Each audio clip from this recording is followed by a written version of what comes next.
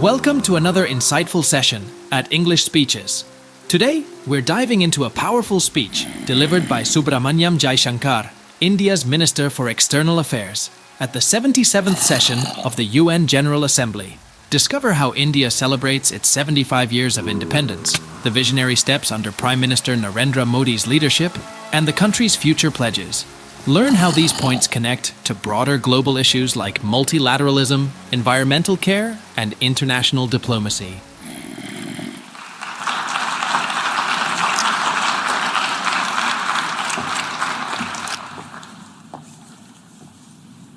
Madam President, Excellencies, distinguished members of the General Assembly, I bring to you the greetings of 1.3 billion plus people from the world's largest democracy.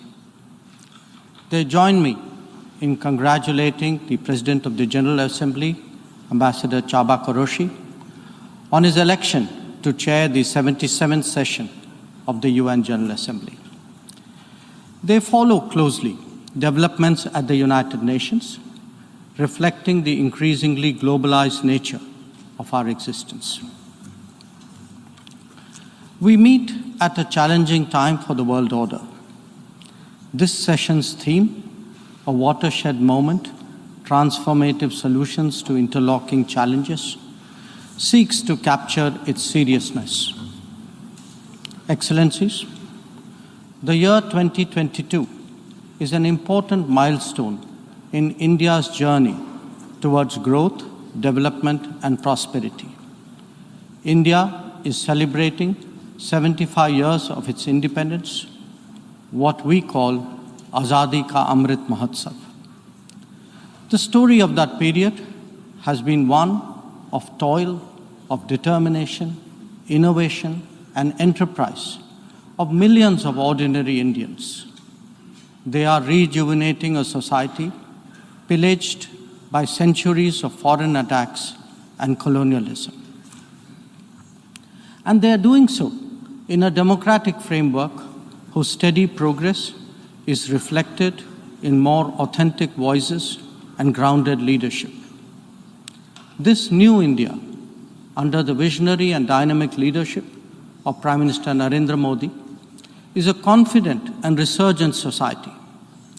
Its agenda for our centenary will be achieved through the 5 pledges that we committed to on our Independence Day.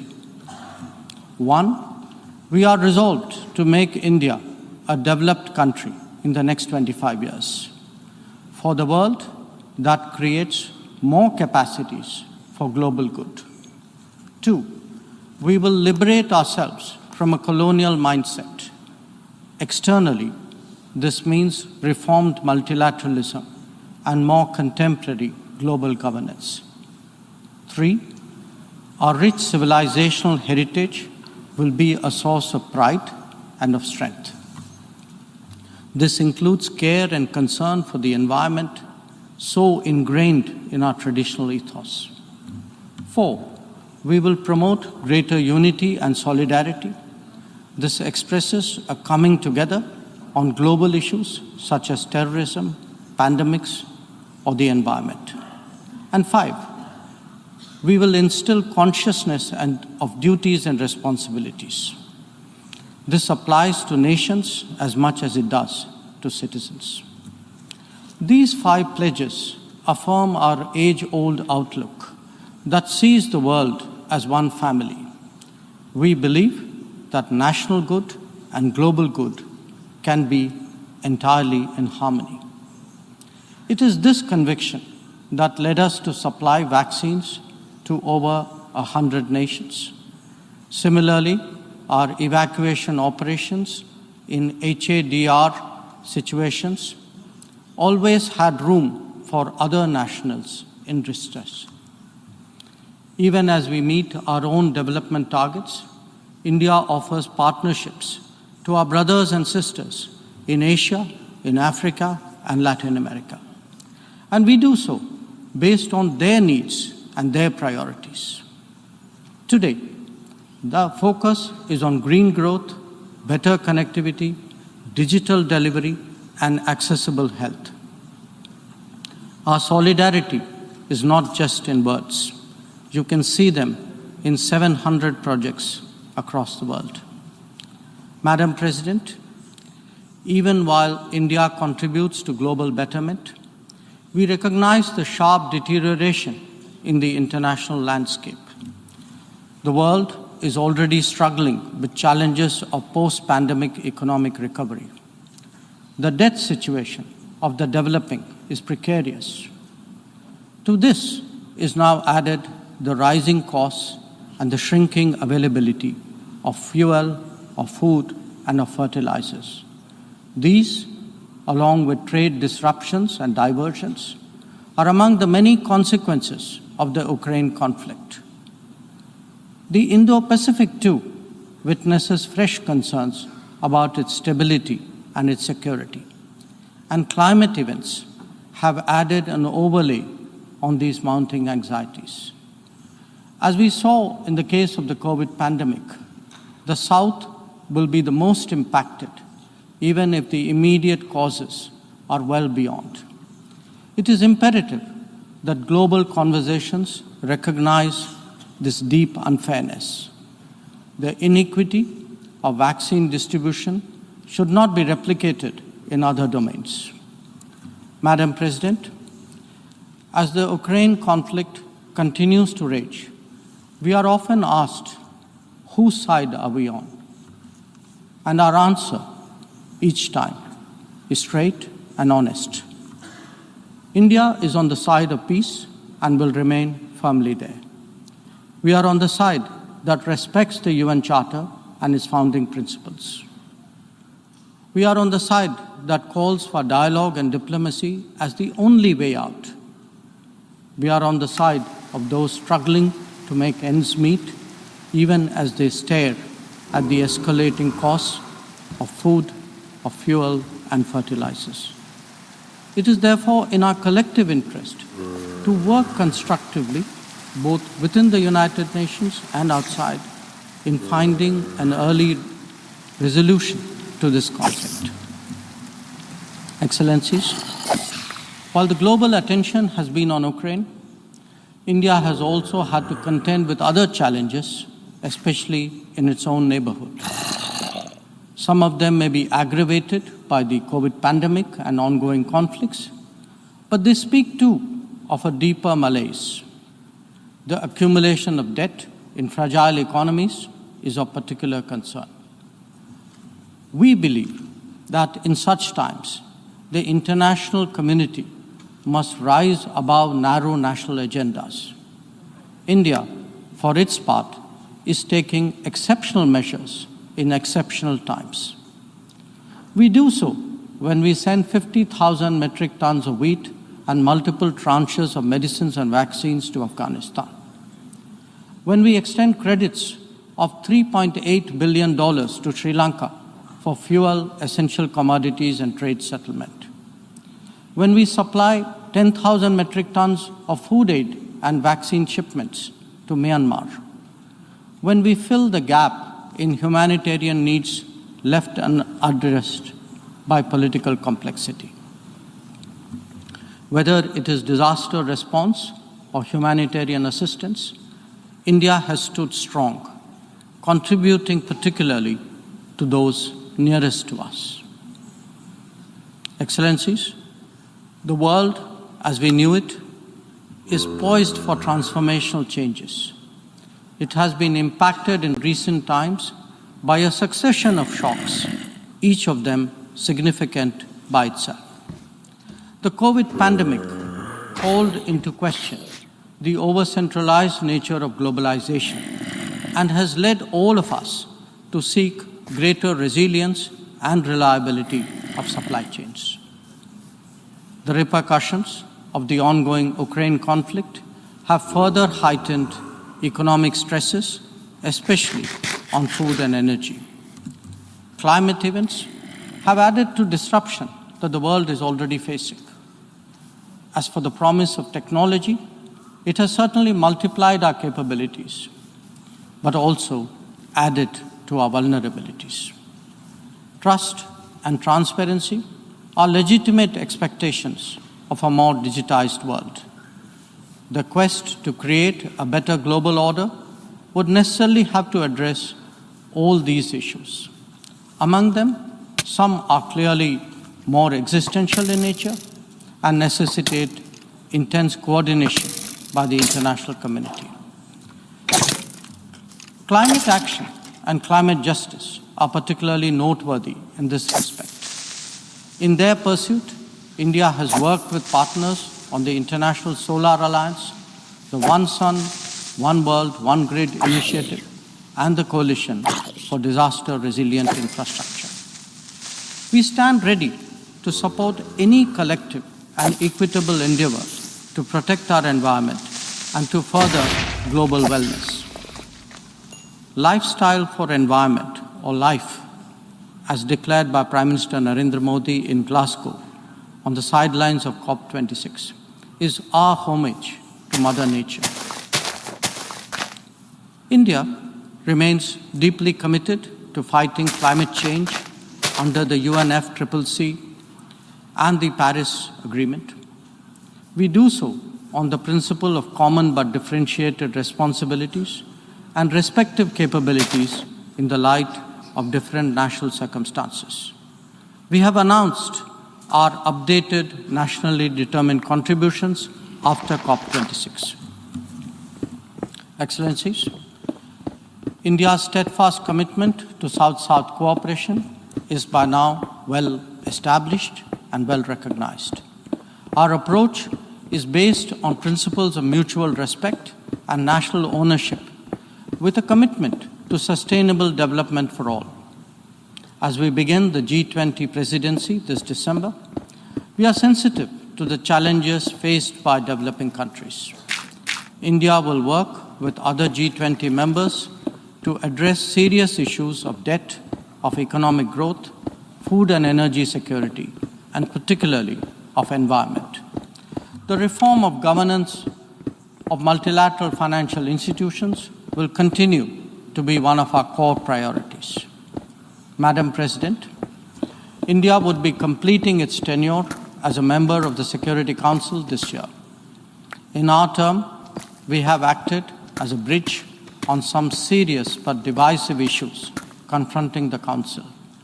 We have also focused on concerns such as maritime security, peacekeeping, and counter-terrorism. Our contributions range from providing technology with a human touch to ensuring safety and security of UN peacekeepers. As the chair of the Counter-Terrorism Committee this year, India would be hosting its special meeting in Mumbai and New Delhi. I invite all member states to participate in it.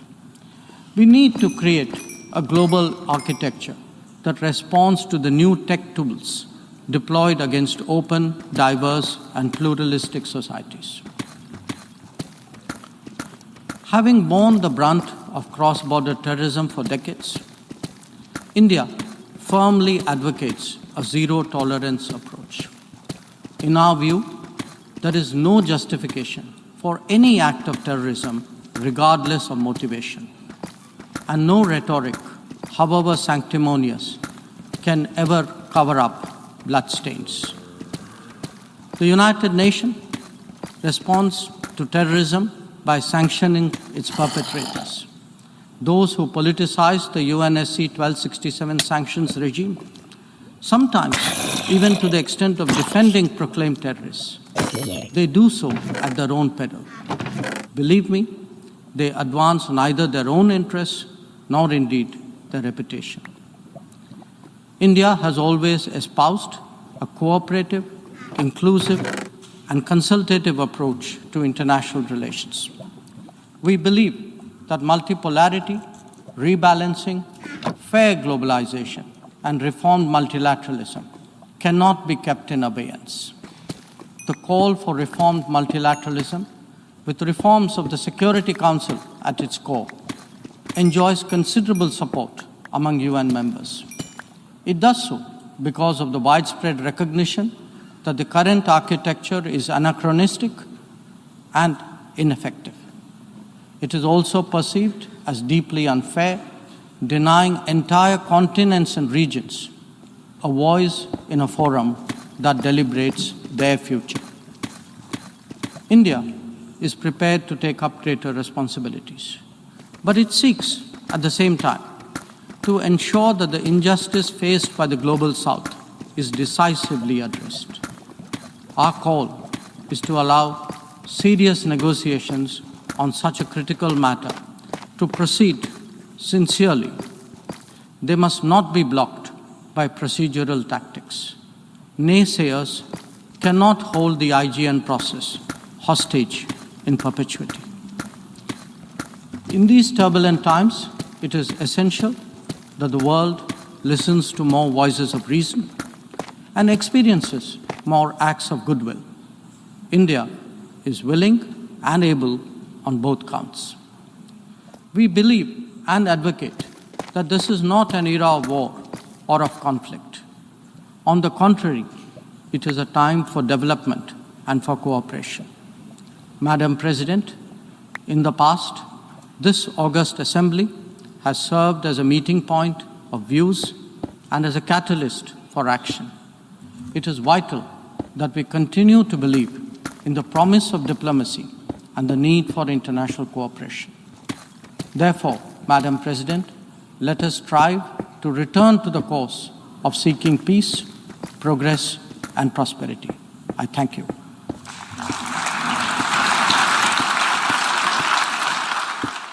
Visit our site, EnglishSpeechChannel.com, for exclusive access to video transcripts, offline audio, English lessons, and private classes. Don't forget to explore our free and new ebooks. Also, subscribe to our weekly newsletter for the latest updates. Links in the description below. Thanks for your support.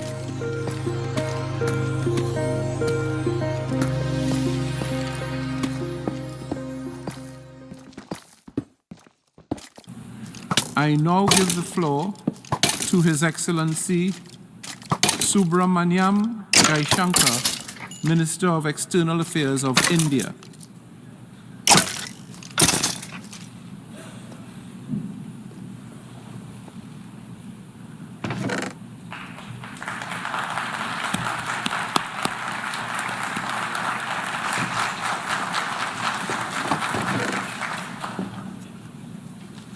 Mr. President, Excellencies, distinguished members of the General Assembly. Namaste from Bharat. Let me begin by expressing our felicitations to the President of the General Assembly, His Excellency Dennis Francis, and our fullest support to the 78th UNGA's theme of rebuilding trust and reigniting global solidarity. This is an occasion to take stock of our achievements and challenges, even while sharing our aspirations and goals. And indeed, in regard to both, there is much that India has to share. Mr. President, the world is witnessing an exceptional period of turmoil. As it is, structural inequities and uneven development have imposed burdens on the global South. But stresses have been aggravated by the impact of the COVID-19 pandemic and the repercussions of ongoing conflicts, tensions, and disputes.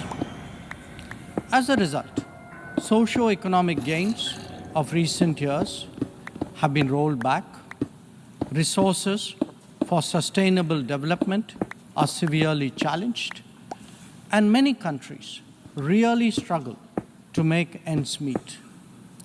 Navigating the future appears even more daunting today. At this juncture, it was with a sense of exceptional responsibility that India took up the presidency of the G20. Our vision of one Earth, one family, one future sought to focus on the key concerns of the many, not just the narrow interests of a few. In the words of Prime Minister Narendra Modi, it was to bridge divides, dismantle barriers, and sow seeds of collaboration that nourish a world where unity prevails over discord and where shared destiny eclipses isolation. The New Delhi G20 Leaders' Declaration articulates our collective ability to do so. Excellencies, friends, at a time when East-West polarization is so sharp and the North-South divide so deep, the New Delhi Summit also affirms that diplomacy and dialogue are the only effective solutions. The international order is diverse, and we must cater for divergences, if not differences. The days when a few nations set the agenda and expected others to fall in line are over. As the United Nations itself symbolizes, finding common ground is an imperative. To listen to others and to respect their viewpoints, this is not weakness, it is the basics of cooperation. Only then can collective efforts on global issues be successful. Recognizing that growth and development must focus on the most vulnerable, we began the G20 presidency by convening the Voice of the Global South Summit. This enabled us to hear directly from 125 nations and place their concerns on the G20 agenda. As a consequence, issues which deserve global attention got a fair hearing. More than that, the deliberations produce outcomes that have great significance for the international community. Mr. President, it was also noteworthy that at India's initiative, the African Union was admitted as a permanent member of the G20. By doing so, we gave voice to an entire continent which has long been its due. This significant step in reform should inspire the United Nations, a much older organization, to also make the Security Council contemporary. Broad representation is, after all, a prerequisite for both effectiveness and credibility. The outcomes of the New Delhi G20 summit will surely resonate for years ahead. Among them is an action plan for sustainable development goals, a crucial need of the day.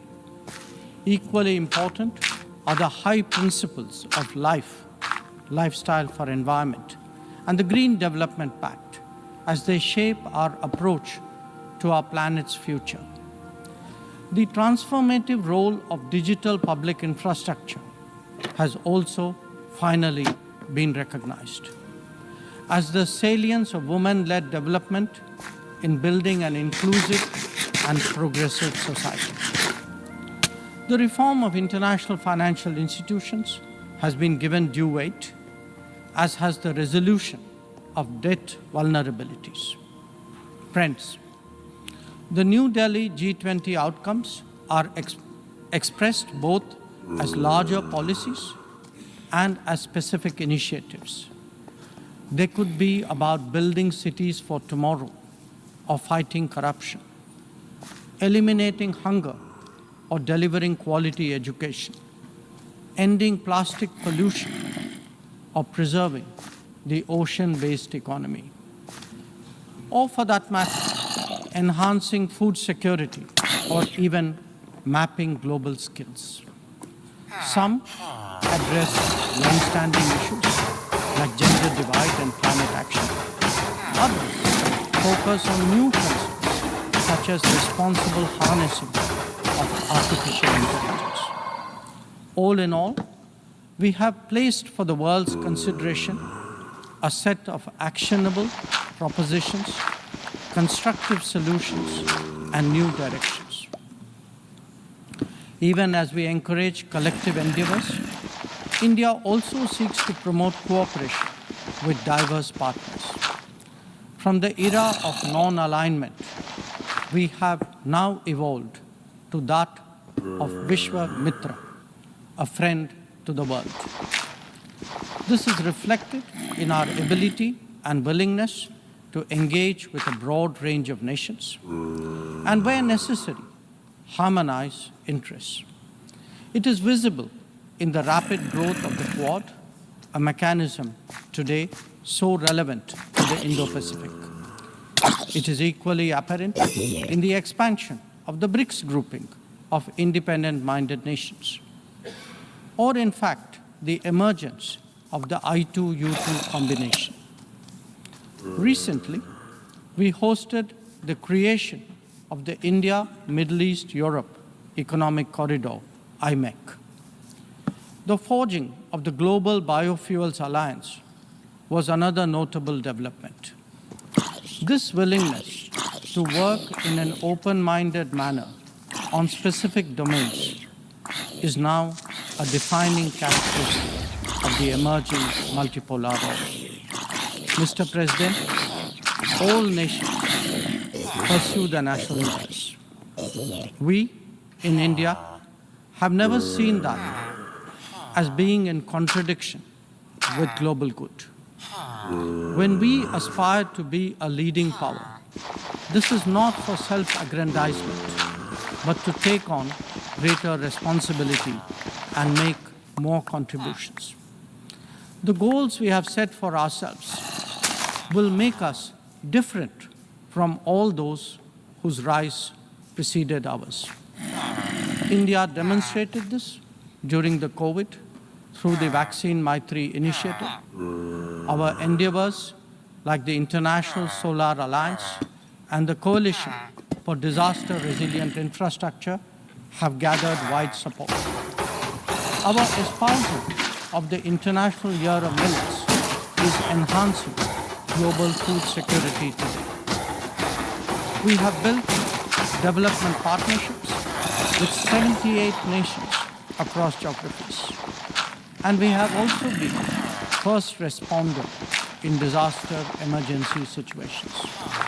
The people of Turkey saw that in February, as did those in Syria. Our commitment is understandably even greater closer home. When Sri Lanka experienced a severe economic crisis, it was India that first stepped forward. But even in distant regions, partners such as the Pacific Islands have appreciated our contributions to meet their needs in health, in technology, and in climate action. Mr. President, the most populous nation and the fifth largest economy in the world knows that its progress makes a real difference to the world. Especially so when so many nations identify with us for reasons of history, of geography, and of culture. They follow our experiences closely and evaluate our solutions for their larger relevance. Last week, the United Nations assessed progress towards achieving SDGs. The mood here reflected the struggle to overcome challenges, especially those of resource paucity. It is therefore vital at this midway that we expand our capacities and regain our confidence. As the largest contributor to meeting SDG targets, India's achievements should give heart to others on this journey. After all, the Global Multidimensional Poverty Index records that we have halved the global MPI value in the last 15 years, lifting 415 million people out of poverty. That progress has now moved on to a higher level with ambitious socio-economic initiatives covering financial inclusion, food and nutrition, health and water supply, as well as energy and housing. We are seeking to demonstrate that social welfare need not be the sole prerogative of the developed world. Excellencies, programs underway in India highlight the transformational role of digital delivery of public goods.